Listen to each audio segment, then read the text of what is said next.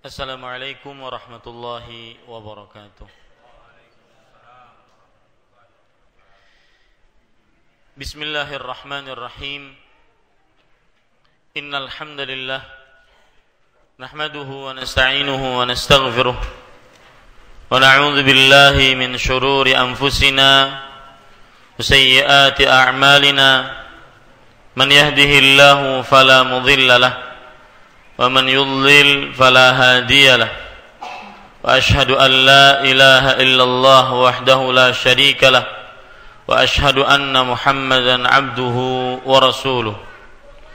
يا أيها الذين آمنوا اتقوا الله حق تقاته ولا تموتن إلا وأنتم مسلمون. يا أيها الناس اتقوا ربكم الذي خلقكم من نفس واحدة وخلق منها زوجها وبث منهما رجالا كثيرا ونساء واتقوا الله الذي تساءلون به والأرحام إن الله كان عليكم رقيبا. يا أيها الذين آمنوا اتقوا الله وقولوا قولا سديدا يصلح لكم أعمالكم ويغفر لكم ذنوبكم ومن يطع الله ورسوله فقد فاز فوزا عظيما.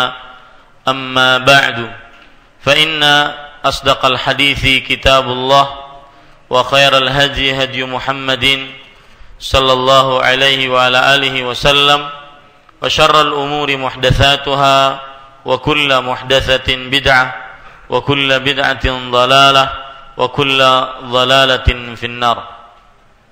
Alhamdulillah, kita bersyukur pada Allah Subhanahu wa taala pada Rabu malam 15 Dzulqa'dah 1435 Hijriah ini kita duduk bersama untuk mengkaji ayat-ayat suci Al-Qur'an dan hadis-hadis Rasul sallallahu alaihi wa ala alihi wasallam. Salawat dan salam semoga selalu Allah berikan kepada Nabi kita Muhammad sallallahu alaihi wa ala alihi wasallam, pada keluarga beliau, para sahabat, serta orang-orang yang mengikuti beliau sampai hari kiamat kelak. Dengan nama-nama Allah yang husna dan sifat-sifatnya yang mulia, saya berdoa, Allahumma aslih lana dinana alladhi huwa ismatu amrina wa aslih lana dunyana allati fiha ma'ashuna wa aslih lana akhiratana allati fiha ma'aduna waj'alil hayata ziyadatan lana fi kulli khair waj'alil mauta rahatan lana min kulli syarr.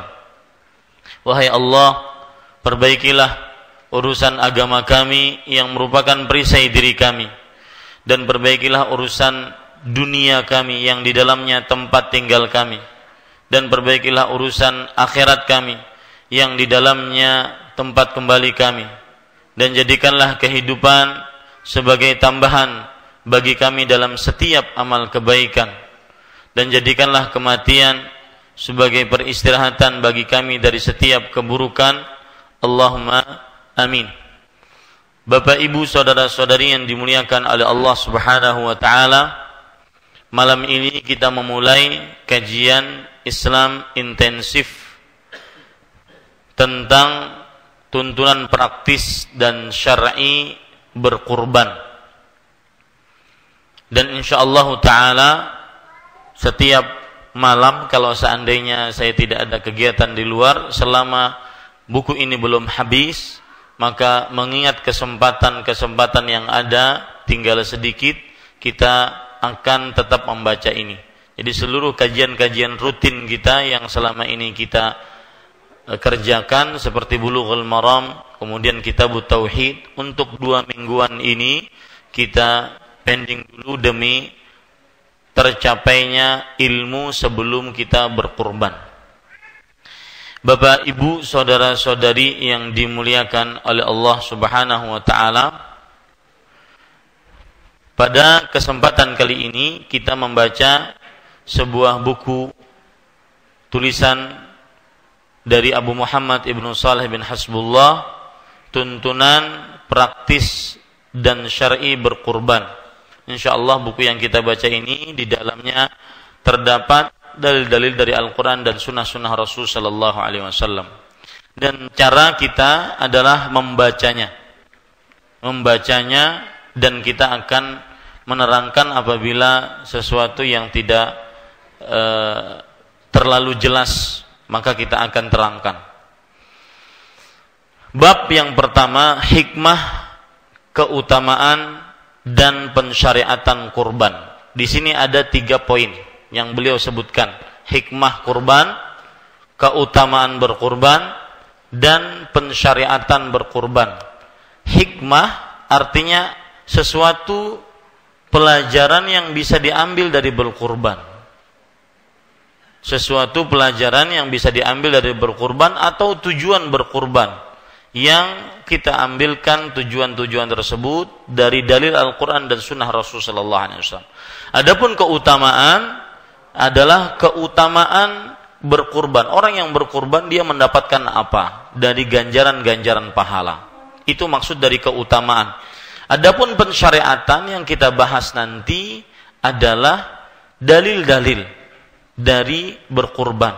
Apa dalil dari Al-Quran dan Sunnah Nabi Muhammad sallallahu alaihi wasallam yang berkaitan dengan berkurban. Hikmah berkurban. 1, melaksanakan salah satu syiar Islam. Melaksanakan salah satu syiar hari Idul Adha dengan menyembelih kurban.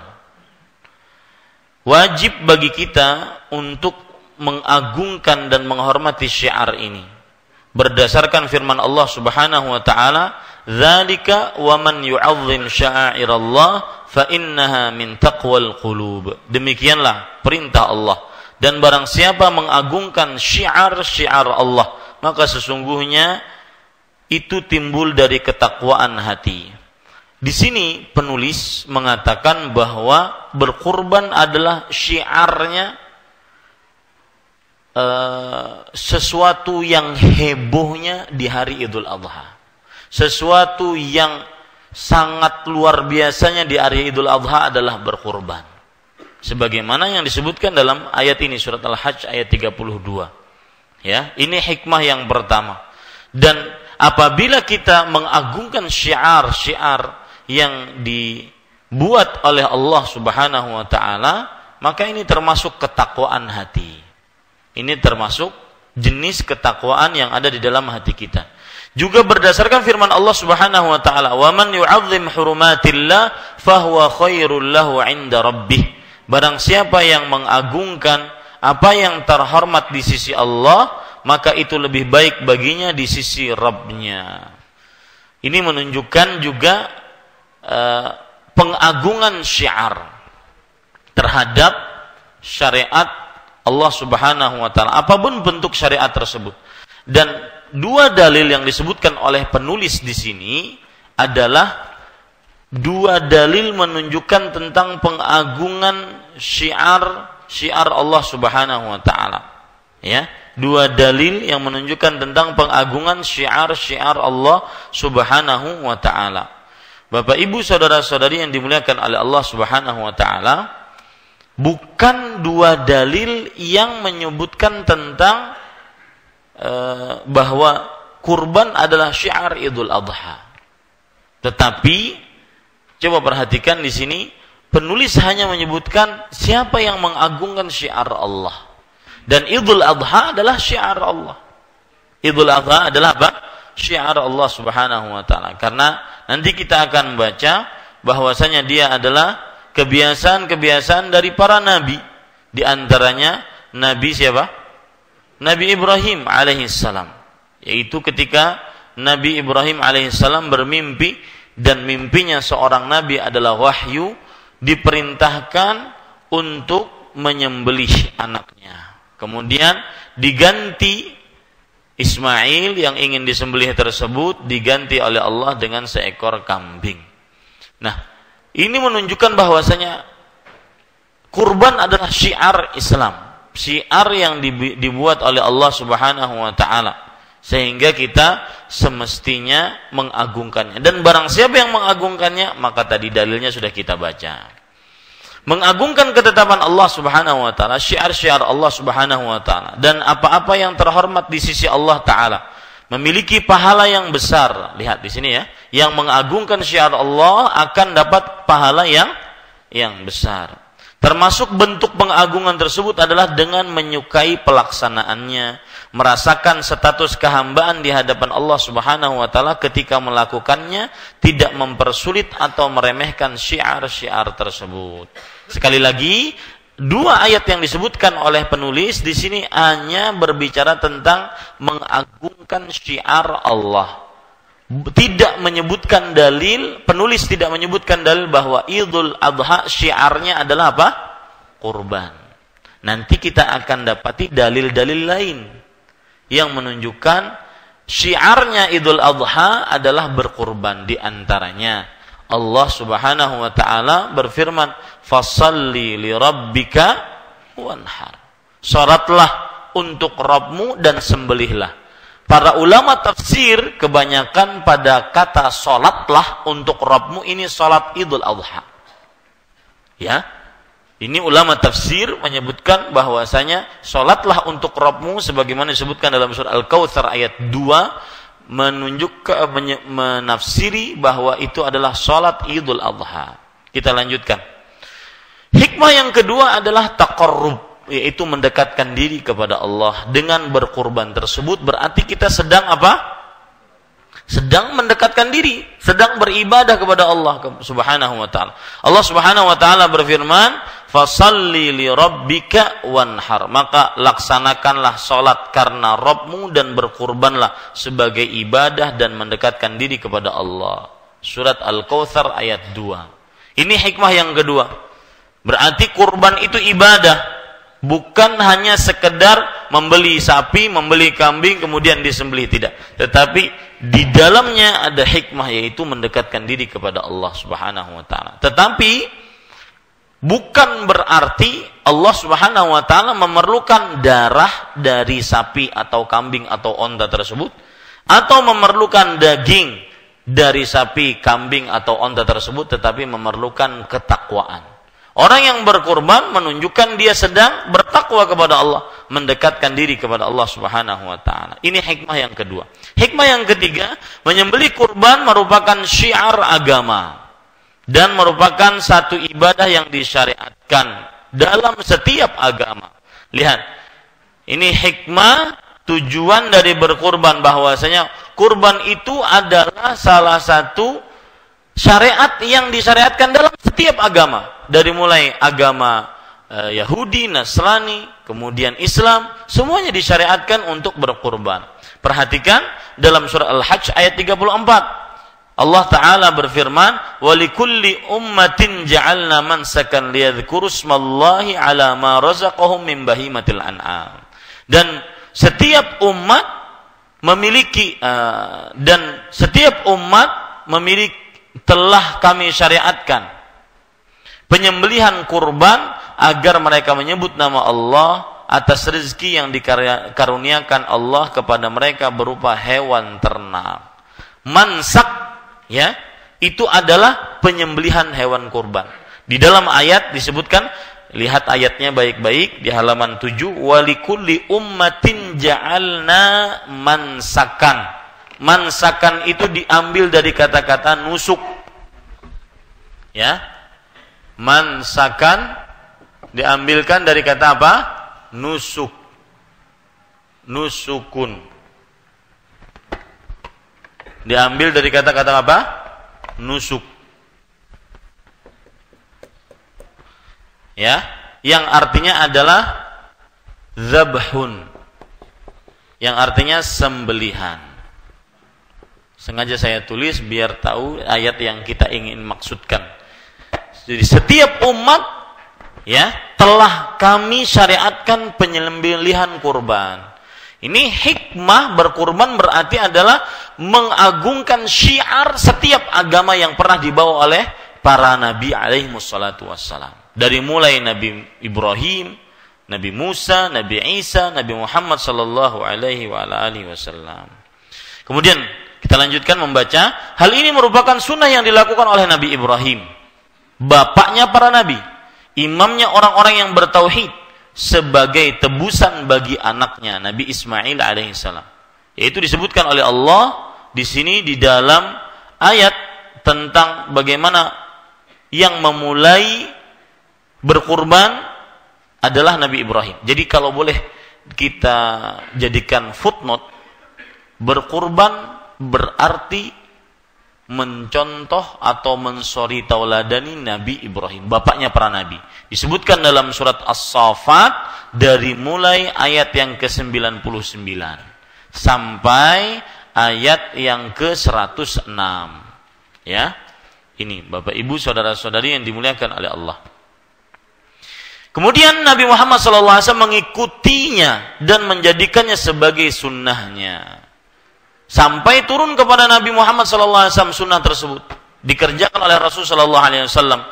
Diriwayatkan oleh Anas bin Malik radhiyallahu anhu dalam Sahih Muslim, ia berkata, "Dhahan Nabiyyu sallallahu alaihi wasallam bikabshaini amlahaini aqranaini dzabahahuma biyadihi wa samma wa kabbar wa wada'a rijlahu ala sifahihima." Rasul sallallahu alaihi wasallam berkurban dengan 2 ekor domba jantan yang warnanya putih bercampur hitam. Lihat, kata-kata putih bercampur hitam ini menunjukkan baiknya hewan yang dikurbankan. Ada di dalam beberapa riwayat Bukhari, kakinya hitam. Disebutkan yanzuru fi sawat, ya, wa yamshi fi sawat. Matanya dia melihat dalam kegelapan. Maksudnya matanya itu dia hitam di sini. Ya, matanya itu apa? Hitam. Kemudian 4 kakinya tersebut juga hitam dan seluruh kulit bulu dari kambing tersebut putih. Hitamnya cuma ada pada di sini, kemudian di kaki-kakinya yang 4 tersebut. Tentunya kambing tidak punya tangan, ya, kaki semua. Kaki 4-4-nya kaki. Baik. Dan keduanya bertanduk, menunjukkan juga kebagusan hewan yang dikurbankan oleh Rasul sallallahu alaihi wasallam. Beliau sallallahu alaihi wasallam menyembelih keduanya dengan tangannya sendiri. Beliau membaca basmalah, yaitu ucapan bismillah. Nanti kita akan baca bahwasanya ketika kita menyembelih maka cukup dengan bismillah. Tanpa ar-Rahman ar-Rahim. Masa lagi mengeluarkan darah yang Maha Pengasih, yang Maha Penyayang? Kan enggak cocok. Ya, dan ini adalah sunnahnya seperti ini. Bahkan sebagian ulama menyatakan jika ditambah Ar-Rahman Ar-Rahim maka bid'ah. Bismillah, Allahu Akbar. Jangan Bismillahirrahmanirrahim. Ya, karena tidak cocok kan? Orang lagi di hadapannya pisau yang begitu tajam, ingin menyembelih seekor hewan. Ya, maka bismillah, bismillah, Allahu Akbar. Dan meletakkan kaki beliau di atas pinggiran leher domba tersebut. Besok insyaallah, bukan besok saya ada kajian di luar, malam Senin insyaallah taala, malam Selasa, ya, saya akan perlihatkan gambar bagaimana menyembelih kaki Rasulullah sallallahu alaihi wasallam di atas pinggiran leher domba tersebut. Jadi ini leher, ini adalah pipinya domba atau pipinya kambing. Nah, beliau meletakkan kakinya di sini, ya, untuk menyembelih tersebut. Dan kita akan perlihatkan nanti video bagaimana tata cara menyembelih yang sesuai dengan sunnah Rasulullah SAW, atau kita praktekkan di sini menyembelihnya. Siapa yang jadi korbannya? Yang keempat, menyebut nama Allah dan mengingatnya ketika berkurban. Salah satu hikmah dari berkurban adalah untuk mengingat Allah Subhanahu wa ta'ala. Coba perhatikan, sebagai tanda ketakwaan dan keikhlasan seorang hamba kepada Rabb-Nya. Kalau difikir para ikhwah sekalian, Allah itu maha kuasa. Allah itu maha pencipta, pengatur. Allah yang mengatur alam semesta. Allah tidak memerlukan hanya seekor kambing, hanya seekor sapi, hanya seekor onta. Tidak memerlukan darah dan daging hewan-hewan tersebut. Tetapi berarti ketika kita membeli hewan yang sudah ditentukan dalam syariat Islam untuk dikurbankan, itu murni mutlak keperluan kita. Karena kita ingin bertakwa kepada Allah. Dan Di sini keutamaan orang yang berkorban. Tanda ketakwaan adalah berkorban. Mudah-mudahan orang yang berkorban mendapatkan takwa Allah Subhanahu wa ta'ala, yang dengannya dia bisa membentengi dirinya dari api nerakanya Allah Subhanahu wa ta'ala. Allah Subhanahu wa ta'ala tidak memerlukan apapun dari makhluknya, karena dialah yang menciptakan dan memberikan rizki kepada mereka. Maka bukan darah dan daging kurban yang sampai kepada Allah, akan tetapi ketakwaan dari hambanya kepadanya dengan niat yang ikhlas melaksanakan syariatnya. Allah Ta'ala berfirman, lan yanalallaha luhumuha wala dima'uha walakin yanaluhu taqwa minkum. Daging hewan kurban dan darahnya itu sekali-kali tidak akan sampai kepada Allah. Jadi jangan berharap atau jangan mengira Allah membutuhkan, memerlukan daging dan hewan kurban tersebut. Tapi kurban yang kita keluarkan termasuk tanda ketakwaan seorang muslim kepada Allah Subhanahu wa ta'ala. Akan tetapi sampai kepadanya adalah ketakwaan kalian. Surat Al-Hajj ayat 37. Ibnu Katsir rahimahullah, Ibnu Katsir ini adalah ulama abad ke-8 Hijriah dan bermadzhab Syafi'i, dan beliau termasuk ahli hadis dan ahli sejarah, dan beliau juga mempunyai kitab yang sangat terkenal dalam kitab tafsir, yaitu Tafsirul Qur'anil Azim, tafsir Quran yang agung, yang sering disebut dengan tafsir Ibnu Katsir. Padahal namanya bukan itu, namanya adalah Tafsirul Qur'anil Azim. Tapi terkenal di tengah kaum muslim tafsir Ibnu Katsir, karena yang menulisnya adalah Imam Ibnu Katsir rahimahullahu ta'ala. Di zaman jahiliyah apabila mereka berkurban, maka mereka menghidangkannya untuk Tuhan-Tuhan mereka, dan mereka meletakkan di atasnya sebagian dari darah kurban tersebut. Lalu mereka memercikkan sebagian darah kurban kepada Tuhan-Tuhan patung-patung yang mereka sembah. Nah, ini kebiasaan orang-orang Arab jahiliyah. Seperti itu. Mereka mengira Rob mereka, Tuhan-Tuhan yang mereka sembah itu butuh terhadap daging dan darah-darah. Akan tetapi Rabb kita Allah Subhanahu wa ta'ala yang kita sembah tidak memerlukan itu semua. Tetapi kenapa kita menyembelih? Karena ketakwaan. Itu yang Allah Subhanahu wa ta'ala inginkan dari kita. Syekh Sa'di rahimahullah, yaitu Syekh Sa'di ini adalah Syekh Abdurrahman bin Nasir As-Sa'di, ahli tafsir di abad ke-14 Hijriah dari negara Arab Saudi. Beliau berkata, yang menjadi tujuan dalam berkurban bukan hanya sekedar sembelihan belaka, karena daging dan darahnya sedikit pun tidaklah sampai kepada Allah Subhanahu wa ta'ala, karena Dia Subhanahu wa ta'ala adalah yang maha kaya lagi maha terpuji. Akan tetapi yang sampai kepadanya adalah keikhlasan pelakunya, niatnya untuk beramal saleh, dan ia mengharapkan pahala darinya. Ini butuh, memerlukan niat yang kuat memang. Coba bayangkan Pak, kita beli sapi sekian juta, ya, habis itu disembelih, kemudian dibagi-bagikan kepada orang. Ini kan butuh niat, ya. Di saat sebagian kaum muslim untuk perkara dunia selalu jor-joran, untuk jalan-jalan kadang-kadang mau keluar puluhan juta, ribuan dolar, tapi untuk berkurban mikir 7 hari 7 malam. Yang kisar kah, limosin kah, nang ini kah? Mikir. Ya, bingung.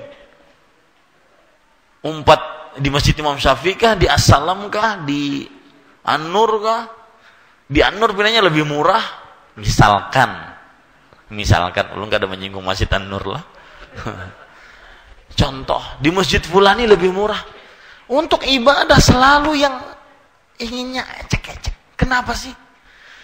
Sekali lagi, seperti yang saya singgung di awal kajian, ibadah yang kita kerjakan untuk siapa? Untuk diri kita, bukan untuk Allah Subhanahu wa ta'ala. Allah tidak memerlukan, ma uridu minhum min rizq wa ma uridu an yut'imun. Aku tidak menginginkan dari mereka, dari hamba-hambaku itu rezeki, harta, tidak perlu. dan aku tidak menginginkan mereka memberikan makan kepadaku. Tidak butuh Allah Subhanahu wa taala. Maka para ikhwah sekalian, jangan ragu-ragu untuk beribadah kepada Allah. Karena sekali lagi kurban sama dengan takwa. Dan Allah berfirman, "Innama yataqabbalullahu minal muttaqin." Allah hanya menerima dari orang-orang yang bertakwa. Mudah-mudahan seluruh kaum muslim yang berkurban tahun ini diterima oleh Allah Subhanahu wa taala. Allahumma amin. Oleh karena itu Allah berfirman, "Walakin yanaluhu taqwa minkum." Akan tetapi yang sampai kepadanya adalah ketakwaan kalian. Dalam ayat ini terdapat dorongan untuk ikhlas ketika berkurban. Hati-hati ya. Ikhlas. Karena kalau tidak ikhlas, bahaya. Sia-sia. Hewan yang sudah kita cari untuk kita kurbankan, sia-sia amal ibadahnya. Kenapa? Karena Allah tidak ingin sama sekali dalam ibadah seorang hamba kecuali murni hanya untuknya. Lihat hadis riwayat Muslim, "Ana aghna syuraka'i 'ani syirk. Man 'amila amalan asyraka fihi ma'iya ghairi, taraktuhu wa syirkah." Aku sangat tidak memerlukan sekutu. Barang siapa yang beramal di dalamnya ia mensyirikkan aku tinggalkan dia dan amalannya. Tidak diterima oleh Allah Subhanahu wa taala. Dan hanya Allah semata yang menjadi tujuannya dalam berkurban. Tidak ada kesombongan, berbangga diri, ingin dilihat orang, ingin didengar orang, dan tidak semata-mata melaksanakan kebiasaannya saja untuk berkurban setiap tahun. Nah, ini dia. Perhatikan baik-baik. Fungsi niat adalah menjadikan kebiasaan menjadi ibadah. Dan jangan menjadikan ibadah yang rutin jadi kebiasaan.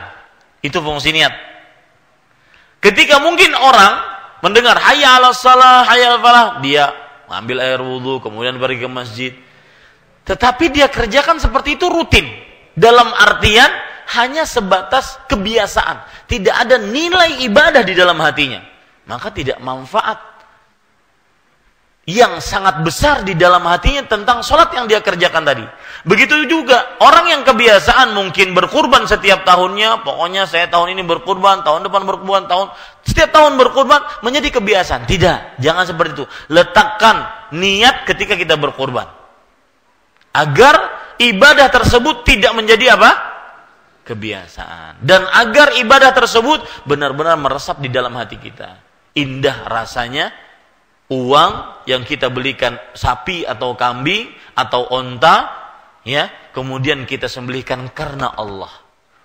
Ya, ini nilai ibadah harus diingat ketika berkurban tersebut. Ketika Anda membeli hewan kurban, niatkan itu adalah bentuk ibadah saya kepada Allah.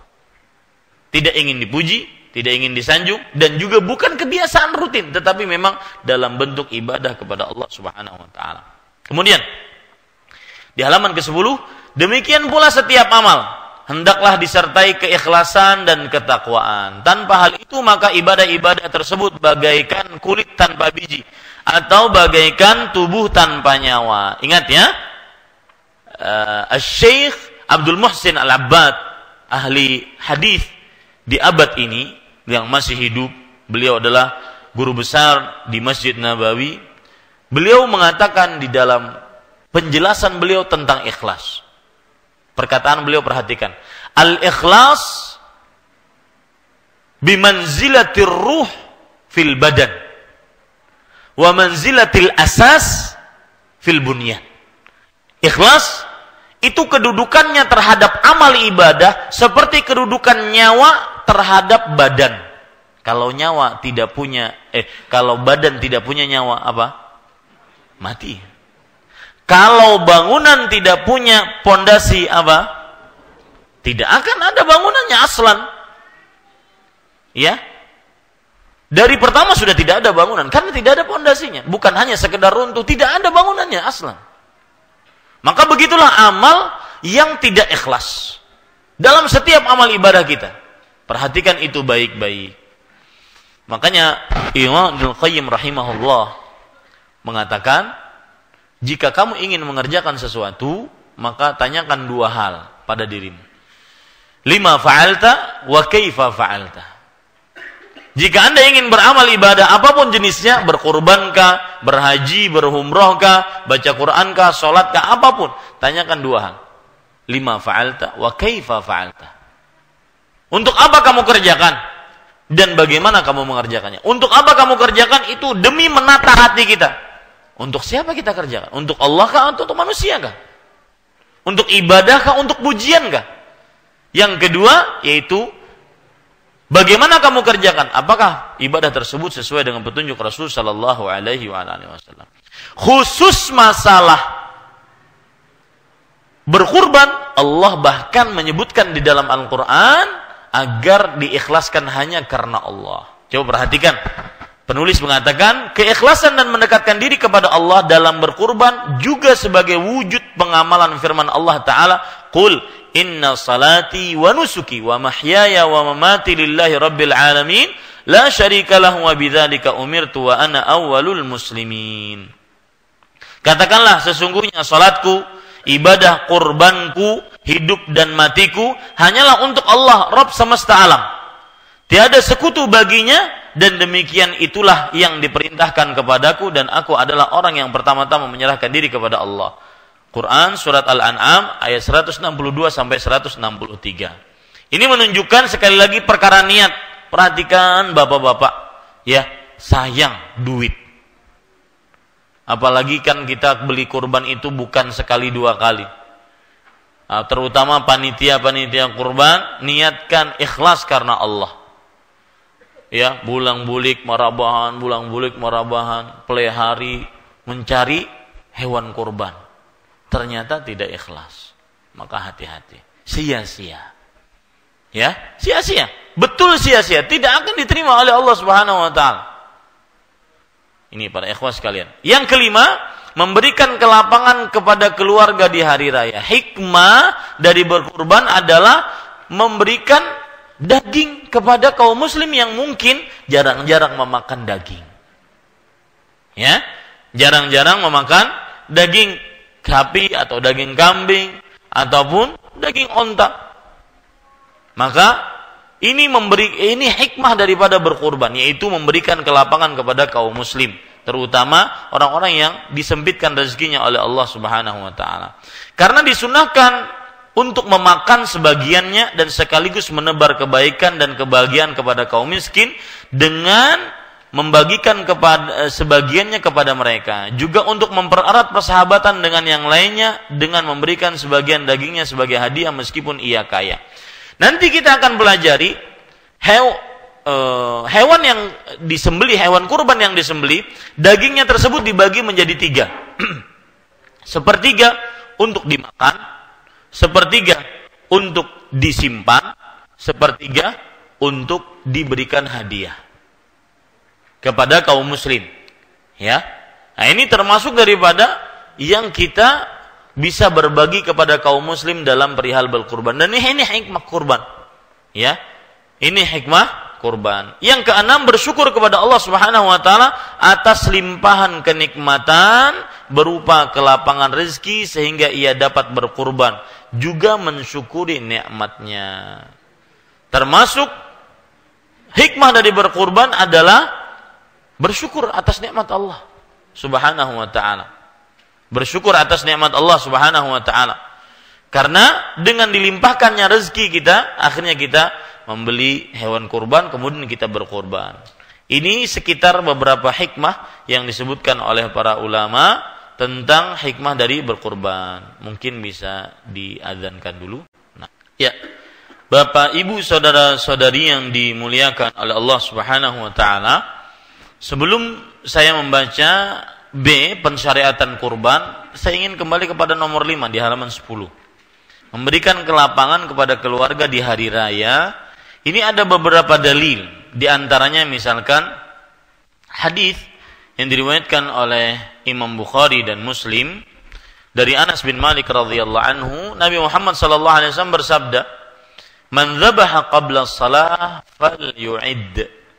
Barang siapa yang menyembelih hewan kurban sebelum salat, maka dia harus ulangi sembelihannya tadi.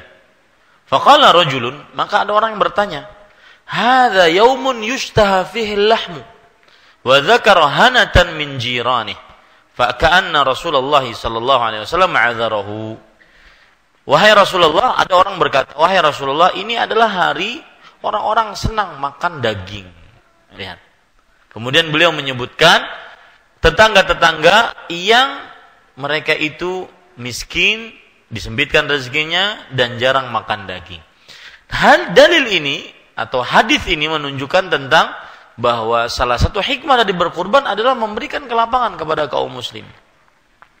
Di antara hadis yang lain, yaitu hadis dari Abu Burdah bin Niyar yang diriwayatkan oleh Imam Bukhari, bahwasanya Abu Burdah bin Niyar ini menyembelih hewan kurban sebelum sholat. Beliau berkata, ya Rasulullah, laqad nasaktu qabla an akhruja ila shalah. Wahai Rasulullah, aku telah menyembelih hewan kurban sebelum sholat Id.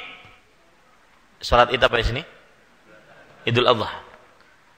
Wa araftu anna al-yawma yawma aklin wa syurb. Fata'ajjaltu fa'akaltu wa at'amtu ahli wa jirani. Lihat. Maka aku mengetahui hari ini adalah hari makan dan minum. Yaitu hari Idul Adha, hari makan dan minum. Maka aku menyegerakan menyembelih hewan kurban tadi.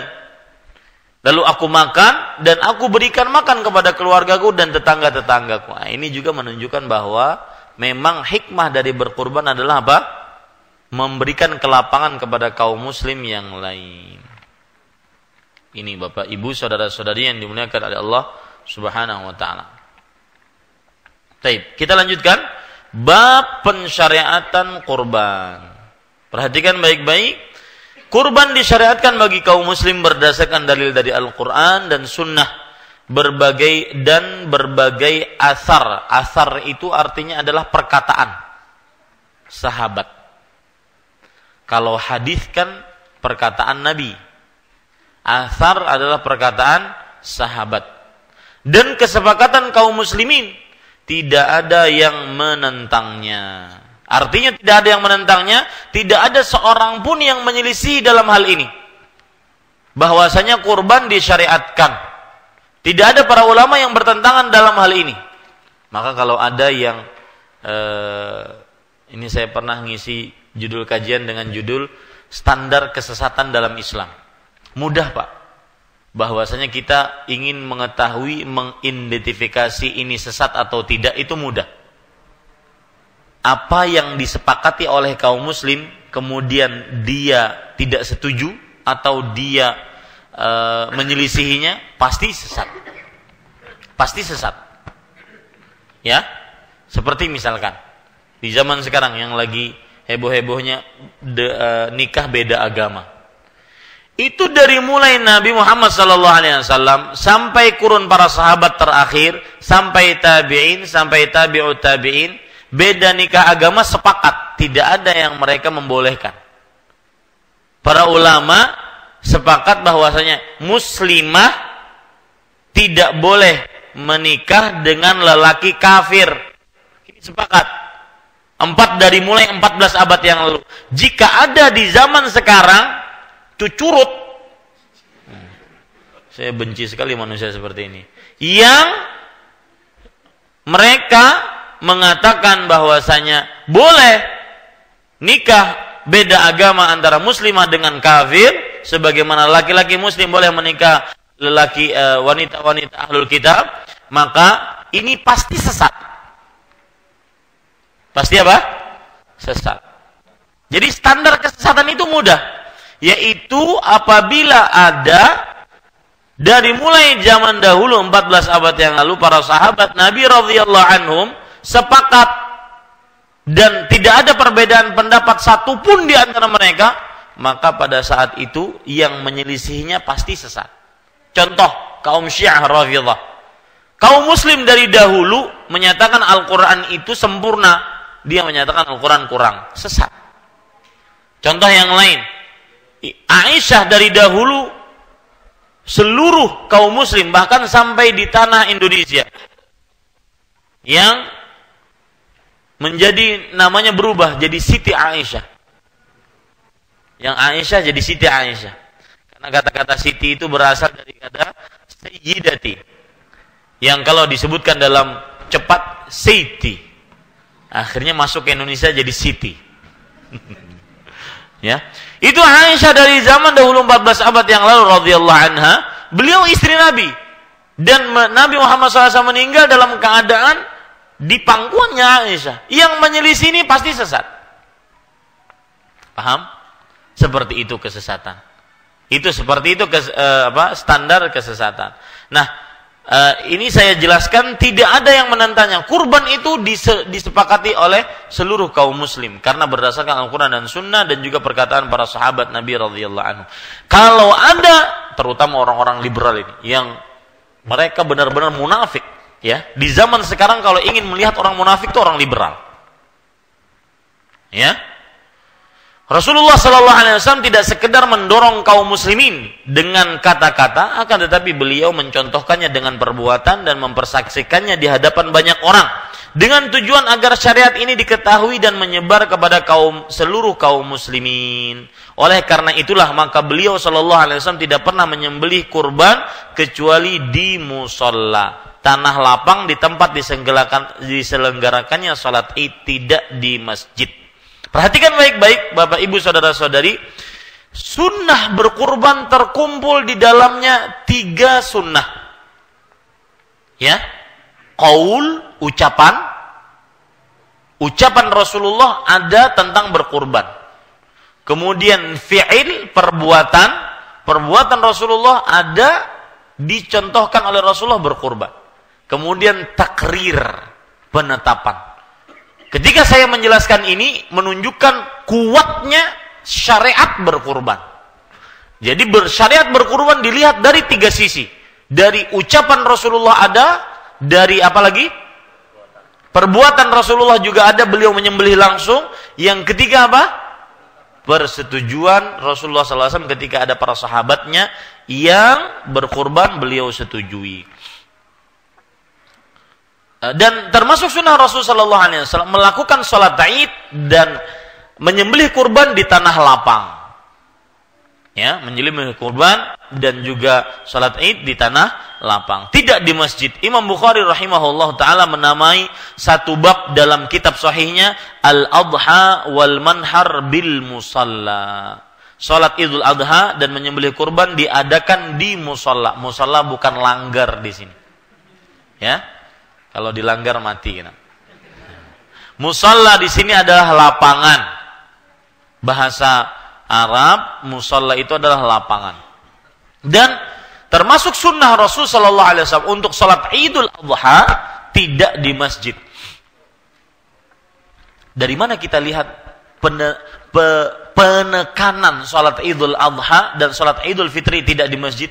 Bayangkan, beliau meninggalkan Masjid Nabawi yang 1 kali takbiratul ihram salat itu diganjar berapa? 1000 salat beliau tinggalkan, tetapi beliau pergi ke lapangan-lapangan.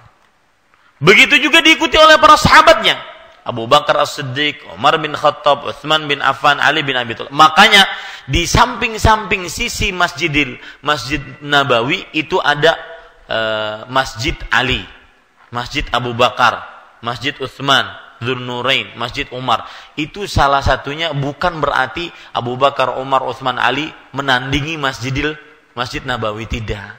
Tapi ketika sholat Idul Adha atau Idul Fitri mereka senantiasa di lapangan itu. Kenal nggak Masjid Ali di kota Madinah? Yang pernah ke Masjid Nabawi, kemudian kalau kita jalan dari Babus Salam, dari pintu Salam, maka di situ ada Masjid Ali, Masjid Abu Bakar, kemudian Masjid Utsman kesananya lagi. Ya, nah, itu dilestarikan oleh Kerajaan Arab Saudi sebagai bentuk, inilah bukti sejarah bahwasanya para sahabat itu kalau sholat Idul Adha atau Idul Fitr mereka di luar dari masjid, dan itulah sunnah Rasul sallallahu alaihi wasallam. Kita lanjutkan Bapak Ibu saudara-saudari yang dimuliakan oleh Allah Subhanahu wa taala. Sekarang Syekh menyebutkan tentang keutamaan, atau bukan Syekh, penulis menyebutkan keutamaan kurban. Satu, amalan utama di hari raya kurban. Atau lebih bagusnya, amalan paling utama. Gitu ya. Amalan paling utama di hari raya adalah kurban. Diriwayatkan dari Aisyah radhiyallahu anha bahwa Nabi Muhammad sallallahu alaihi wasallam bersabda, "Ma 'amila ibnu Adam min 'amalin yauman nahri ahabba ila Allah min ihraqid dam wa innahu la yu'ta yaumal qiyamah biquruniha wa ash'ariha wa adlafiha." Tidak ada amalan seorang anak keturunan Adam yang lebih dicintai oleh Allah Subhanahu wa taala di hari raya kurban selain menumpahkan darah berkurban. Sesungguhnya kurban itu akan didatangkan hari kiamat dengan tanduk-tanduknya, bulu-bulunya dan kuku-kukunya. Ini lafadz hadisnya. Dan kita pahami bahwasanya amalan yang paling utama di hari raya Idul Adha adalah berkurban. Itu keutamaan. Dan perlu diketahui Bapak Ibu, ada hadis-hadis lemah tentang keutamaan berkurban. Di antaranya bahwa siapa yang berkurban maka dia akan diampuni sebanyak jumlah bulu yang ada pada hewan kurban tersebut. Ini hadis lemah. Hadis yang lain juga yang menunjukkan tentang keutamaan berkurban dan dia lemah, yaitu hewan kurban tersebut nanti akan menjadi tunggangan pada hari kiamat. Nyaman nang limosin. Pun kambing ya. Ya. Jadi hadisnya lemah itu. Yang salah satu hadis yang sahih tentang keutamaan berkurban ini hadis riwayat Tirmidzi. Ya. Bahwasanya nanti tidak ada amalan yang paling utama ketika hari Idul Adha kecuali berkurban. Dan nanti Allah Subhanahu wa taala akan mempersaksikan kurban tersebut dengan mendatangkan tanduknya, kemudian kulitnya, kemudian bulu-bulunya, kemudian juga kuku-kukunya. Kemudian yang kedua, berkurban dengan benar pada waktunya melebihi pada jihad. Pahala jihad di jalan Allah Subhanahu wa taala. Berkurban yang sesuai dengan petunjuk Rasul sallallahu alaihi wasallam mengalahkan pahala jihad. Sebenarnya dalilnya umum ini, yang dipakai oleh penulis ini dalilnya umum. Lihat ya dalilnya, kita baca. Diriwayatkan oleh Imam Bukhari rahimahullah dari Abdullah bin Abbas radhiyallahu anhuma bahwa Nabi Muhammad sallallahu alaihi wasallam bersabda, "Ma min ayyamin al-'amalu shalihu fiha ahabbu ila Allah min hadhil ayyam." Tidak ada hari-hari yang lebih utama di mana amal saleh yang dilakukan pada hari-hari tersebut lebih disukai oleh Allah daripada amal hari-hari ini. Yakni 10 hari pertama di bulan Dzulhijjah. Artinya apa? Makna hadis ini, beramal dari mulai tanggal 1 sampai tanggal 10 itu adalah amalan yang sangat luar biasa dan sangat dicintai oleh Allah. Makanya terjadi perbincangan di antara para ulama, mana yang lebih utama?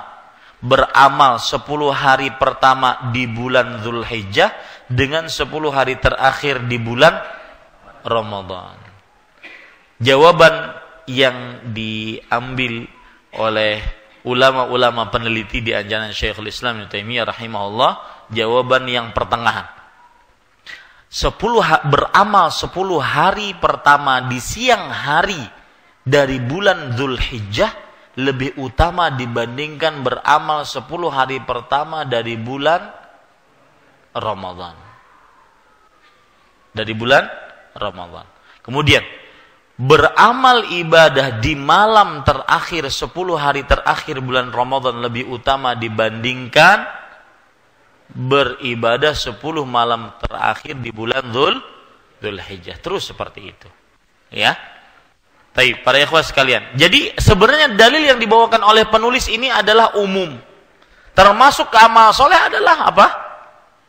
Berkurban. Makanya nanti ya, dianjurkan kita di 10 hari pertama bulan Dzulhijjah itu banyak-banyak amal soleh. Di antaranya amal soleh apa? Puasa, sedekah. Maka bukan merupakan sebuah kekeliruan. Bahkan sunnah Rasul, beliau mensyariatkan untuk beramal soleh di 10 hari pertama bulan Dzulhijjah. Maka tidak mengapa seseorang mulai dari tanggal 1 sampai tanggal 9 dia puasa. Bulan Dzulhijjah. Kita lanjutkan. Para sahabat Nabi radhiyallahu anhum bertanya, "Wahai Rasulullah, apakah amal di hari itu lebih utama daripada jihad di jalan Allah?" Rasulullah sallallahu alaihi wasallam menjawab, "Walal jihadu fi sabilillah illa rajulan kharaja bi nafsihi wa mali thumma lam yarji' min dzalika bi syai'." Tidak pula dapat ditandingi dengan jihad di jalan Allah. Artinya, beramal saleh di 10 hari pertama bulan Dzulhijjah lebih menandingi apa? Berjihad di jalan Allah. Termasuk amal soleh diantaranya adalah berkurban. Makanya penulis kan mengatakan nomor 2, berkurban dengan benar pada waktunya melebihi pahala jihad. Kecuali jika orang itu berangkat jihad dengan dirinya dan hartanya lalu ia tidak kembali dengan sesuatu apapun, meninggal sebagai syahid. Dan termasuk amal soleh yang dimaksud adalah berkurban. Nomor 3. Dan hal terpenting yang menunjukkan besarnya keutamaan kurban adalah kesungguhan Rasulullah Sallallahu Alaihi Wasallam. Apa artinya, Pak? Setiap tahun Nabi Muhammad SAW tidak pernah absen dari kurban. Setiap tahun.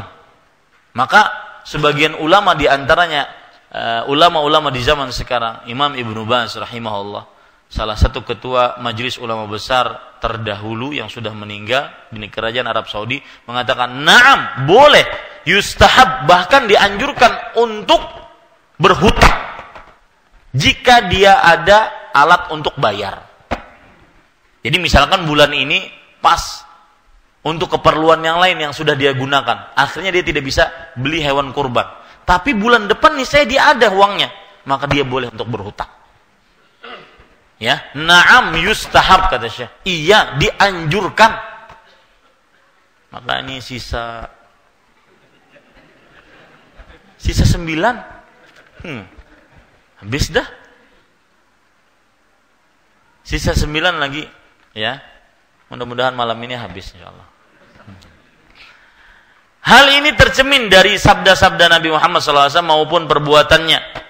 Lalu beliau melakukannya di saat berkumpulnya orang banyak di musola, lapangan terbuka, tempat sholat Id, dengan tujuan agar diikuti dan diketahui oleh mereka. Hal lain yang menunjukkan keutamanya adalah beliau sallallahu alaihi wasallam tidak melakukannya untuk dirinya saja, akan tetapi beliau sallallahu alaihi wasallam sertakan untuk keluarganya, yaitu ketika beliau menyembelih, beliau mengucapkan, "Ini atas namaku dan keluargaku." Ya, ini atas namaku dan keluargaku. Dan bahkan untuk umatnya, bahkan disebutkan juga dalam hadis, nanti kita akan baca tata cara menyembelih. Ya, tata cara menyembelih. Maka semestinya tukang jagal kurban itu harus hadir kajian ini semestinya.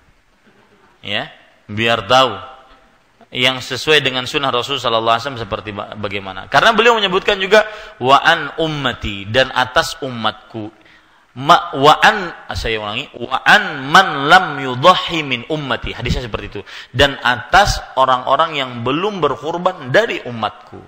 Ini menunjukkan ditekankannya sekali tentang perihal berkurban, dan bahkan untuk umatnya yang tidak berkurban, sehingga mencakup umatnya yang telah meninggal yang saat itu masih hidup, dan mencakup pula umat beliau yang pada saat itu belum terlahir ke dunia.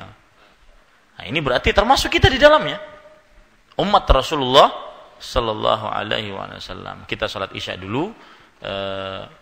Sallallahu Nabi Muhammad walhamdulillahi rabbil alamin. Bismillahirrahmanirrahim. Alhamdulillahi rabbil alamin. Sallallahu wasallam wa baraka ala abdihi wa rasulihi nabiyina Muhammad wa ala alihi wa sahbihi ajma'in. Amma ba'du. Alhamdulillah, kita bersyukur pada Allah Subhanahu wa taala yang memudahkan kita untuk melaksanakan kewajiban seorang muslim, yaitu melaksanakan salat Isya berjamaah. Salawat dan salam semoga selalu Allah berikan kepada Nabi kita Muhammad sallallahu alaihi wa ala alihi wasallam, pada keluarga beliau, para sahabat, serta orang-orang yang mengikuti beliau sampai hari kiamat kelak. Kita lanjutkan, Bapak Ibu saudara-saudari, masih ada waktu 10 menit untuk melanjutkan, kemudian baru setelah itu tanya jawab. Bab kedua, tuntunan udhiyah. Bapak Ibu saudara-saudari yang dimuliakan oleh Allah, Udhiyah kalau bahasa Indonesia adalah kurban. Kalau bahasa Arab, udhiyatun artinya adalah ismun lima yudhbah aw yunhar bisababil 'id minal baqari wal ibili wal ghanam yauman nahar wa ayyamat tasyriq taqarruban ila Allah taala. Di sini disebutkan apa pengertian udhiyah adalah nama dari hewan yang disembelih baik pada lehernya ataupun pada kerongkongannya. Ya, pada lehernya ataupun kerongkongannya. Nanti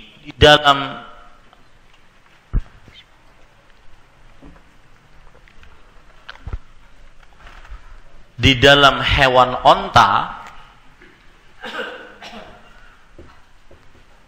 itu memakai kata-kata an-nahru.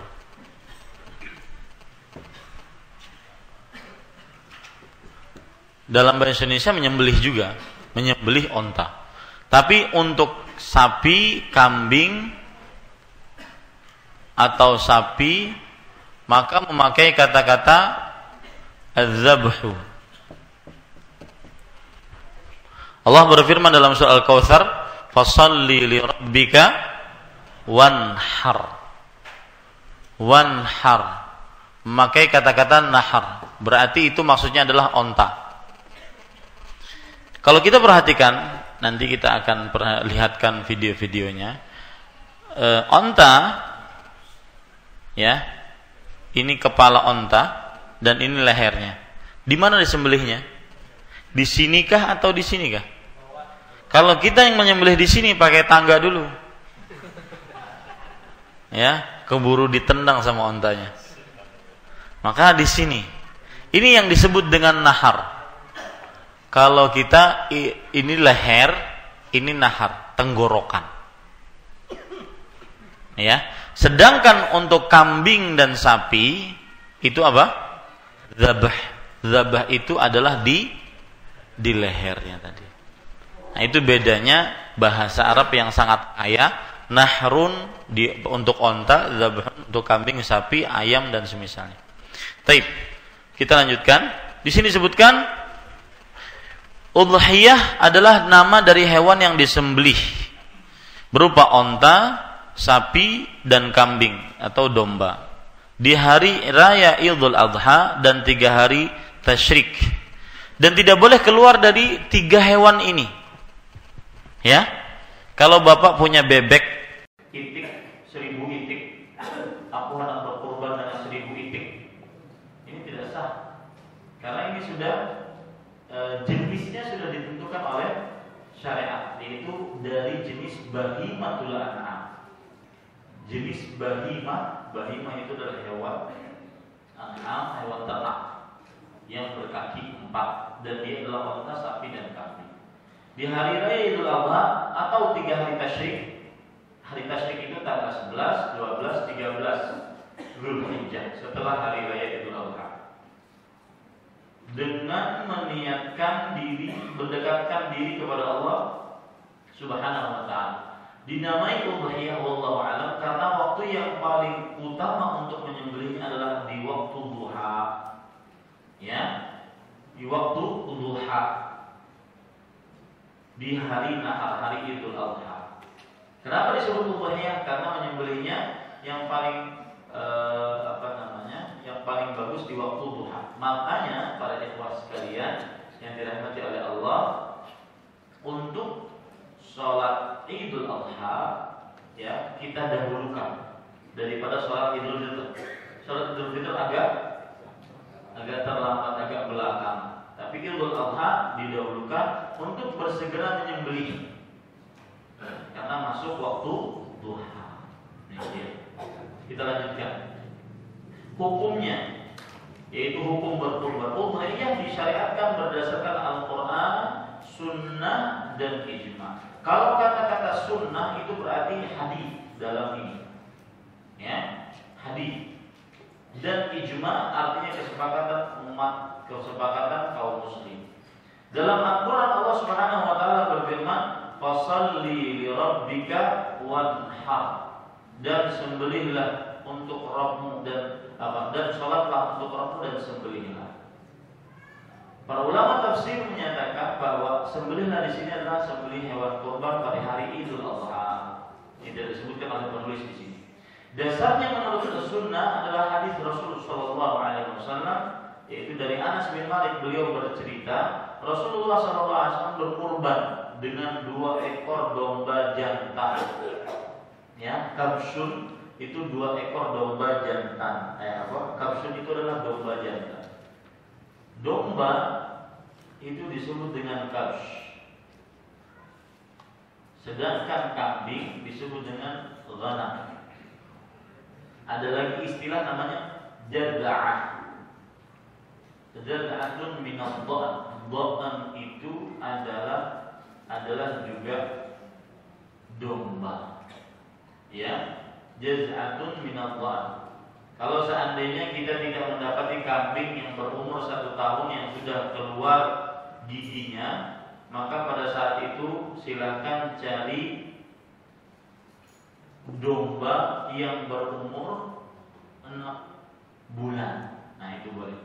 Ya, itu nanti kita pelajari ketika kita memilih hewan yang kambing, ya, hewan kambing yang boleh dikurbankan untuk hewan kurban. Para yang dirahmati oleh Allah Subhanahu wa taala, perhatikan baik-baik. Kemudian di sini keduanya bertanduk, yang warnanya putih bercampur hitam, seperti yang saya sebutkan tadi. Ada tambahan riwayat bahwa Rasul Shallallahu Alaihi Wasallam sangat memperhatikan kebagusan hewan yang akan dikurbankan, karena inilah semestinya yang dilakukan oleh setiap muslim ketika untuk urusan akhirat. Dia yang paling bagus. Di antaranya yaitu hewan yang warnanya putih bercampur hitam, dan ini susah kambing yang seperti ini. Ya, terutama kakinya saja, kemudian matanya. Nah, ini susah. Menunjukkan bagusnya kurban Rasulullah SAW. Keduanya bertanduk. Beliau SAW menyembelih keduanya dengan tangannya sendiri, dan ini sunnahnya. Dan di sini pula kita disyariatkan untuk berkurban, di tempat di mana kita tinggal, agar bisa melaksanakan sunnah ini, yaitu menyembelih hewan kurban tersendiri. Ya, misalkan kita tinggal di Banjarmasin, ya kurbannya di Banjarmasin.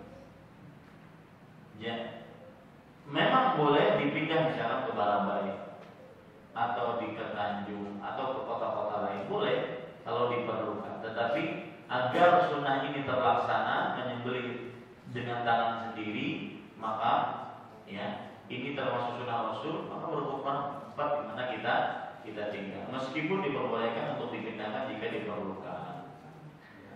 Beliau Sallallahu Alaihi Wasallam membaca basmalah dan bertakbir, dan meletakkan kaki beliau Sallallahu Alaihi Wasallam di atas pinggiran leher domba tersebut. Dalam lafaz Muslim, beliau Sallallahu Alaihi Wasallam membaca Bismillah wallahu akbar. Ingat ya, bagi yang nanti menyembelih tidak perlu mengucapkan Ar-Rahman-Ar-Rahim, karena ini dalam bentuk lagi menyembelih, penuh darah, penuh pisau. Masa pakai yang maaf ngasih yang maaf menyayang, kan tidak cocok begitu. Maka Bismillah wallahu akbar. Dalam satu lafaz Bukhari, Nabi Muhammad SAW kurban dengan 2 kambing, dan aku pun berkurban dengan 2 kambing. Yaitu Anas bin Malik bercerita. Nah, ini menunjukkan bahwasanya termasuk sunnah Rasul Sallallahu Alaihi Wasallam adalah berkurban, dan dalilnya ini. Semua kaum muslimin sepakat atas disyariatkan kurban. Ini yang disebut dengan ijma. Ya, ijma itu kesepakatan kaum muslim setelah zaman Nabi Muhammad Sallallahu Alaihi Wasallam. Nah, kemudian Bapak Ibu saudara-saudari yang dimuliakan oleh Allah, hukum berkurban. Perhatikan baik-baik Bapak Ibu saudara-saudari yang dimuliakan oleh Allah Subhanahu wa taala, bahwa hukum udhiyah adalah sunnah muakkadah, ditekankan sekali. Tidak layak seorang yang mampu meninggalkannya. Inilah pendapat kebanyakan ulama. Saya yaitu Syekh Dr. Said Al-Qahtani rahimahullah taala mendengar guru kami Imam Abdul Aziz bin Abdullah bin Baz rahimahullah berkata, kurban itu sunnah. Sebagian ahli ilmu berpendapat bahwa kurban itu adalah wajib. Ya, sebagian berpendapat kurban itu adalah apa? Wajib. Mereka berdalil dengan beberapa dalil. Di antara dalil yang disebutkan oleh para ulama tentang berkurban, hadis riwayat Imam Ibnu Majah tentang wajibnya berkurban. Hadis riwayat Imam Ibnu Majah, man wajada sa'atan falam yudhi fala yaqrabanna musallana. Barang siapa yang mendapati kelapangan lalu dia tidak berkurban, maka janganlah dia mendekati tempat-tempat sholat kami. Artinya dijauhkan dia dari masjid kaum muslim gara-gara dia mampu tapi tidak berkurban. Pendapat yang dipegang oleh mayoritas ulama bahwa kurban hukumnya sunnah muakkadah, sunnah yang sangat ditekankan. Hukum ini berlaku bagi orang yang mampu. Alasannya adalah perbuatan Nabi Muhammad SAW. Beliau SAW berkurban setiap tahun. Berkurban merupakan perbuatan sunnah yang ditetapkan dengan ucapan dan perbuatan Nabi Muhammad SAW. Jadi menurut jumhur ulama sangat ditekankan saja, ya, sunnah muakkadah saja. Akan tetapi bagi ulama peneliti di antaranya Syekhul Islam Taimiyah rahimahullah yang mengatakan wajib hukum berkurban, terutama bagi siapa yang mampu. Dan diriwayatkan dari Abu Bakar dan Umar radhiyallahu anhuma bahwa keduanya pernah tidak berkurban untuk keluarga karena khawatir dianggap orang bahwa kurban itu wajib. Akan tetapi sekali lagi sebagaimana ditulis oleh penulis di sini, yang lebih hati-hati bagi seorang muslim adalah tidak meninggalkannya ketika ia mampu melakukannya. Ya, sebagai bentuk ittiba, mengikuti Nabi Muhammad SAW yang berupa ucapan, perbuatan, dan penetapan beliau. Seperti yang saya ucapkan tadi, bahwa kurban itu dari 3 sisi sunnahnya. Ucapan Rasulullah, kemudian apa lagi? Perbuatan Rasulullah, kemudian persetujuan Rasulullah. Juga dalam rangka melepaskan diri dari tanggungannya, serta keluar dari perbedaan pendapat ulama manakala sebagian dari mereka mewajibkannya. Artinya penulis di sini mengambil pendapat bahwa kurban tidak pantas untuk ditinggalkan bagi yang mampu. Ya, tidak pantas untuk ditinggalkan bagi yang mampu. Wallahu a'lam. Ini kira-kira bisa kita sampaikan. Sallallahu alaihi Muhammad walhamdulillahi rabbil alamin. Nanti akan kita lanjutkan pada malam Selasa minggu depan. Nah, jika ada yang ingin bertanya maka dipersilakan.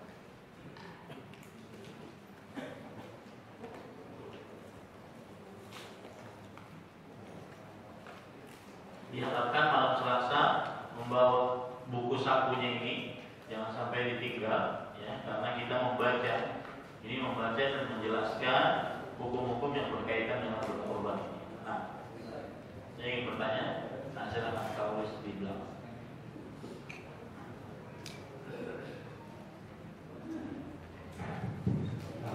Begini Ustaz, kalau kita menyembelihkan untuk menjaga di kampung misalnya sampai beberapa orang itu yang berbacanya tetap seperti yang itu saja, Ustaz, tidak ada bedanya dengan bismillah kalau cuma begitu juga, Ustaz. Kenapa? Kok kita ini mewakili di orang-orang di kampung mewakilkan kita kepada jaga. Terus kalau kita sebagai jaga itu kita bacanya tetap seperti yang dijelaskan tadi, bismillah ya Allah, cuma begitu saja, Ustaz. Iya, cukup begitu saja. Ya, boleh juga kita berbicara, berpesan kepada jagaannya tersebut untuk mengucapkan ini atas nama si fulan dan keluarganya, boleh. Dan itu sunnah Rasul Shallallahu Alaihi Wasallam.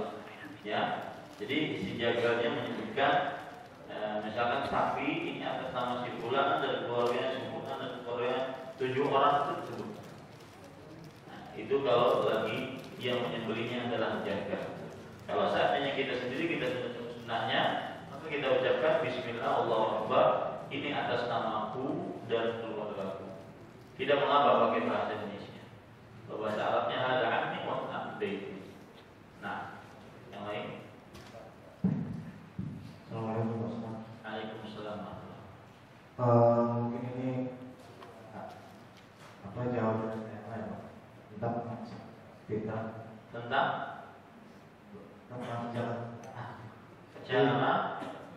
cara mic-nya itu kurang bagus. Maaf Pak Ustaz, mungkin ini jauh dari tema ya. Tentang jalan fitrah kan di kampung itu kan orang-orang jalan fitrah dengan beras terus yang tadi itu dikembalikan lagi dibagikan lagi ke warga yang jatuh. Nah itu apa hukumnya Ustaz? Dan yang kedua, apa hukumnya orang yang tidak mampu untuk berkorban tapi dia ingin berkorban? Sekian, terima kasih Ustaz. Jazakallah khair atas pertanyaannya. Zakat fitrah, orang dapat zakat fitrah banyak. Akhirnya dia berikan lagi kepada orang yang termasuk memberikan zakat fitrah. Maka semestinya zakat fitrah itu sebagaimana dalam hadis Abdullah bin Abbas, ya, farada Rasulullah sallallahu alaihi wasallam zakat al-fitr tu'matan lil masakin tuhratan shaim. Artinya Rasulullah sallallahu alaihi wasallam mewajibkan zakat fitrah sebagai makanan untuk orang-orang miskin. Nah, ini semestinya seperti sebagai makanan untuk orang miskin. Jadi kalau kita, jangan saya dapat zakat fitrah, kemudian saya bagi-bagi lagi kepada orang, membaginya itu jangan orang yang juga mengeluarkan zakat fitrah. Kalaupun memang terbagi, ya sudah tidak mengapa, ya sah saja. Allah. Adapun yang kedua, yaitu pertanyaan tentang bagi yang tidak mampu untuk berkurban, maka bagaimana? Ya berarti tidak berkurban. Ya tidak berdosa dia kalau tidak mampu. Karena kurban diwajibkan, dan saya lebih condong kepada pendapat yang mewajibkan jika mampu ya.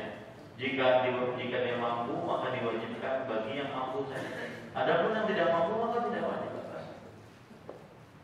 Kalau tidak wajib berarti jika dia tidak berkurban maka dia tidak berdosa. Dan Allah Subhanahu wa taala tidak membebani seseorang di luar kemampuannya. La yukallifullahu nafsan illa wus'aha. Allah tidak membebani seseorang di luar kemampuannya. Wallahu a'lam.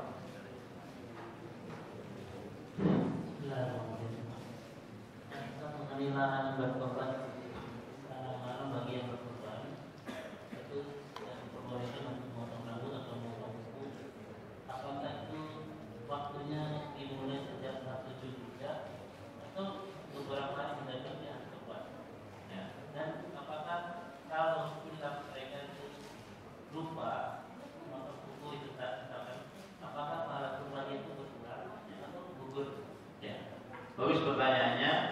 Dalam hadis dari Ummu Salamah radhiyallahu anha bahwa Rasulullah sallallahu alaihi wasallam bersabda, "Idza dakhala al-'ashru wa arada ahadukum an yudhhiya fala yamassa min basharihi syai'an." Jika telah masuk 10 hari pertama dari bulan Dzulhijjah dan salah seorang dari kalian ingin berkorban, maka janganlah dia mengambil sesuatu pun dari kulitnya. Sedikit pun tidak boleh. Nah, dikiaskan oleh para ulama termasuk di dalamnya rambut, di dalamnya juga kuku. Ya, kulit tidak boleh, kuku juga tidak boleh, rambut juga tidak boleh. Dengan segala macam bentuk rambutnya.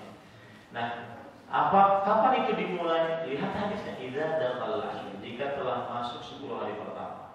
Kalau misalkan saya beri contoh, besok 10 hari, besok tanggal 1 Dzulhijjah, mulai malam ini sudah. Mulai malam ini sudah tidak boleh lagi motong kuku, motong rambut. Nah, kelihatan yang jenggotnya dicukur-cukur itu kelihatan. Ya, kalau seandainya dia ingin berkurban, kemudian yang kumisnya kan 10 hari lumayan, rajin sekali nyukurin jenggot. Ya, nah kemudian para ikhwan sekalian, terjadi permasalahan Pak kalau seandainya saya baru berniat berkurban tanggal 5 Dzulhijjah. Bagaimana yang sudah lewat? Ya selesai yang sudah lewat. Ya berarti dia mulai tidak memotong rambut, memotong kuku, mengambil kulit. Dari mulai dia berniat tadi. Berniat tadi. Sampai kapan? Hatta yudhhiya, sampai hewan sembelihannya dipotong. Jadi bukan setelah selesai sholat Idul Adha langsung boleh potong, enggak. Sampai hewan sembelihannya dipotong. Ternyata hewan sembelihannya dipotong tanggal 13 Dzulhijjah, hari tasyrik terakhir. Ya, berarti menghadangi sampai itu.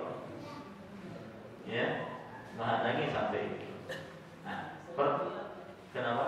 Oh, yang khilaf tadi. Kalau seandainya dia keliru atau kelupaan, maka Allah Subhanahu wa taala ya berfirman di dalam Al-Qur'an surah Al-Baqarah ayat 286, "Rabbana la tu'akhirna in nasina wa akhtana." Wahai Rabb kami, janganlah tulis dosa atas kami jika kami lupa ataupun keliru. Allah Rasul sallallahu alaihi wasallam bersabda, "Innallaha tajawaza li 'an ummati al-khata' wa nisyan wa mastukrihu 'alaihi."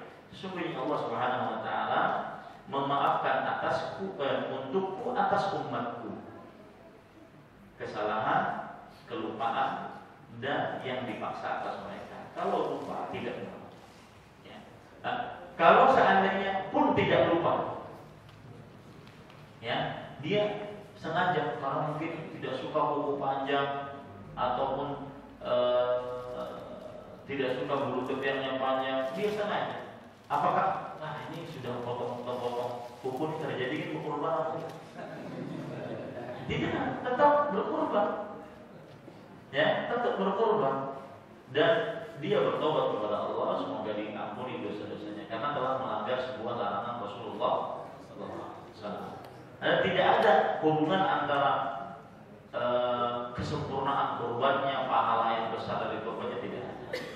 Cuma dia melanggar akan hal itu saja. Nah, apa hikmahnya sih bahwa dari tanggal 1 sampai disembelih hewan kurban itu tidak boleh menyentuh rambut, menyentuh kuku, menyentuh kulit? Hikmahnya salah satunya adalah menyamakan diri dengan orang-orang yang sedang menunaikan ibadah haji. Ya, orang-orang yang sedang menunaikan ibadah haji mereka kan melakukan ihram. Sedangkan ihram itu ada larangan-larangannya. Salah satu larangannya adalah tidak boleh memotong kuku, memotong rambut, kemudian mengambil sesuatu dari tubuhnya. Jadi ada ruh ibadah haji pada kurban sebenarnya. Ya. Nah, Allah. Naik. Nah, yang mengganggu. Silakan. Di sini kita baca tadi bahwa yang lebih utama adalah menutupi dan utama sendiri. Ya. Kalau kita mulai seperti berarti lebih utama kita berkurban dengan domba atau kambing. Sebab kalau sapi tentu bertujuh di Allah. Ya. Itu bagaimana? Iya, bagus pertanyaannya. Jika seseorang bertujuh akhirnya pada sapi, maka ya tidak mesti harus sedikit-sedikit 1 senti biar dia kasih.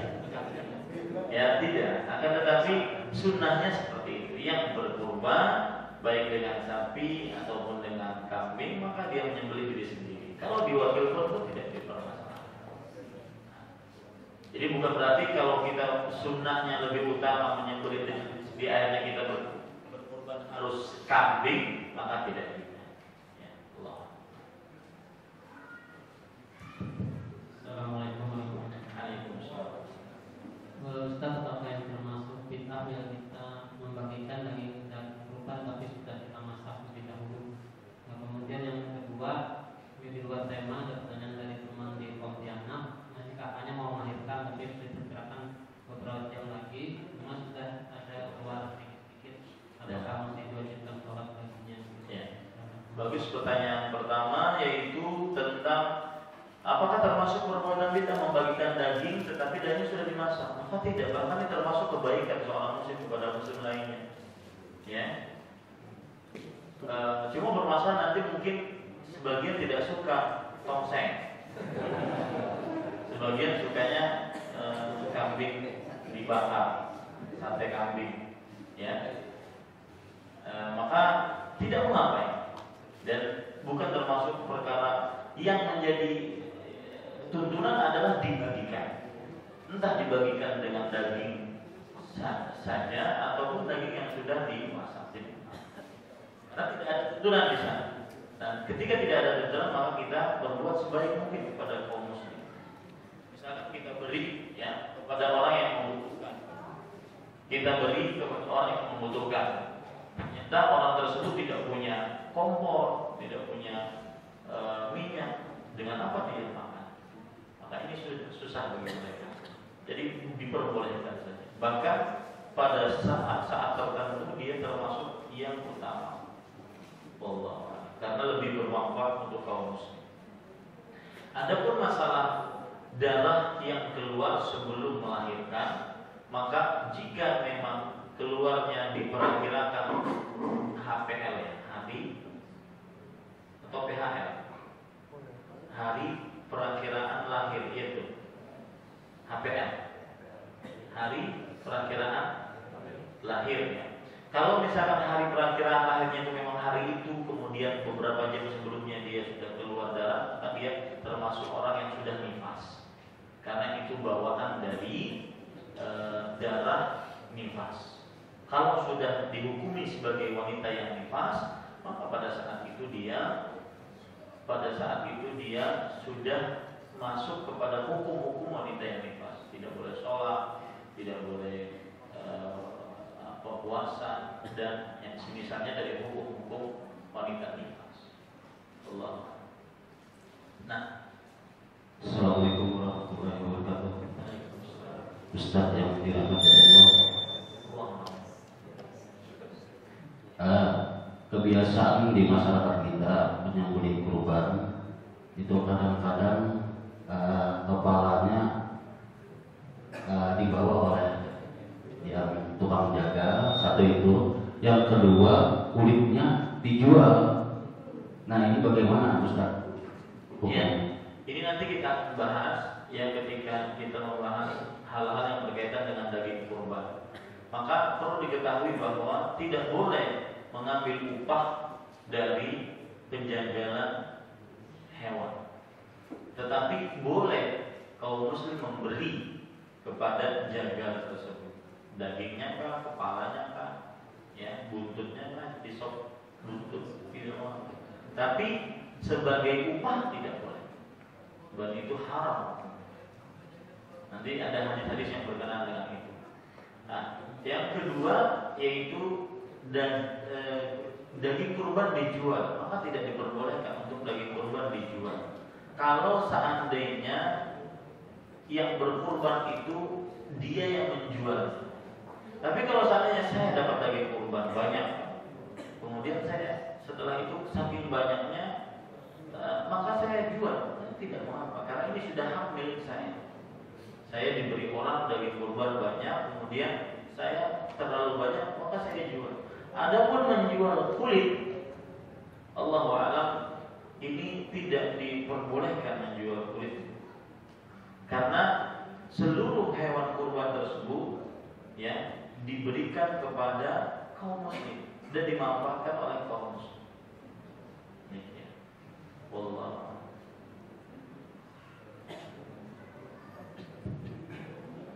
Assalamualaikum warahmatullahi wabarakatuh. Waalaikumsalam warahmatullahi wabarakatuh. Ustaz yang dirahmati Allah Subhanahu wa taala. Kita menambahkan pertanyaan yang tadi Ustaz. Ya. Tentang kulit yang dijual. Ya. Nah, ada sebagian panitia gitu menjual kulitnya banyak gitu Ustaz. Tapi dijual itu diberikan kambing gitu. Diberikan kambing. Kambing itu satu ekor itu apakah boleh dimakan untuk bersama-sama gitu? Dan bukan sebagai hewan kurban. Bukan dimakan. Seperti yang kita jawab tadi, bahwa sampai saat ini saya masih berkeyakinan bahwa itu kulit tidak boleh dijual. Ya, itu kulit tidak boleh dijual, tapi dimanfaatkan untuk kepentingan kaum muslim. Tidak boleh dijual, karena dia hewan yang sudah dikurbankan. Dia termasuk hewan yang sudah dikurbankan. Ya, yang kedua Mas, Nah, ini karena ketidaktahuan Mas, apakah boleh berkorban dengan korban yang panitia yang tidak disyariatkan? Contohnya dalam pelaksanaan penyembelihan kan terkadang orang banyak dipakai bedak, dijerat pakai gitu. Nah, sapinya gitu Mas. Apa apakah itu sah itu si korban itu?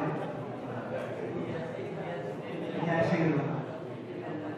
Berapa mangkok bedaknya?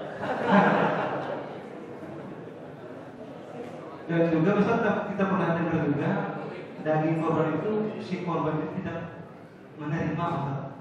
Dan begitu bagaimana? Ya, yang jelas gini. Untuk ya, terima kasih jazakallahu khair atas pertanyaannya. Untuk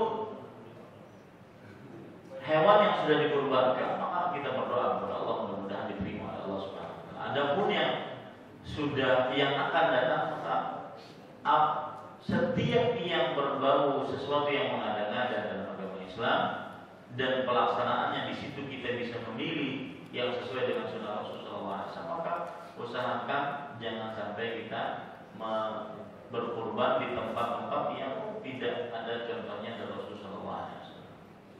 Untuk kada dijilbab bilang.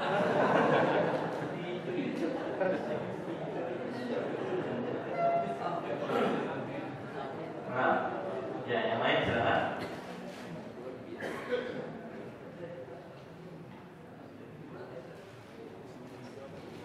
Ada yang lain?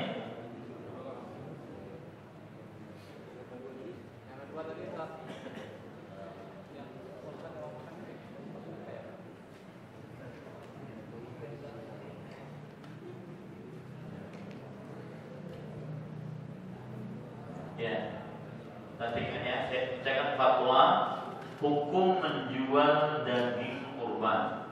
Sebentar.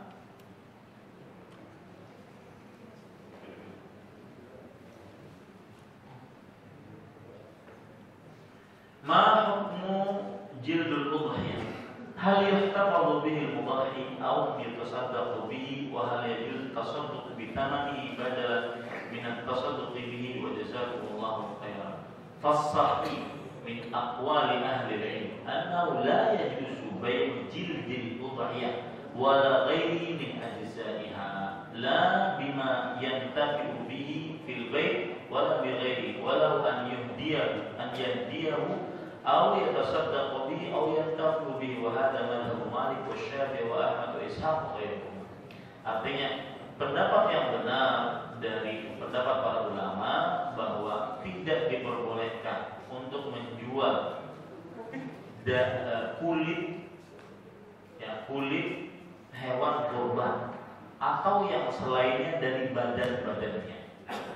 Ya. Dia bisa menggunakannya untuk di rumah ataupun selainnya, atau memberikan hadiah atau bersedekah atasnya.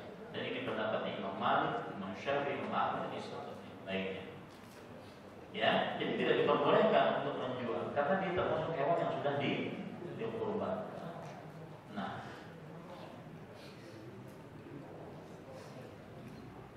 ya cukup kiranya apa yang baik itu dari Allah Subhanahu Wa Taala. Apa yang buruk itu dari saya pribadi, saya cukupkan dengan kafaratul majlis.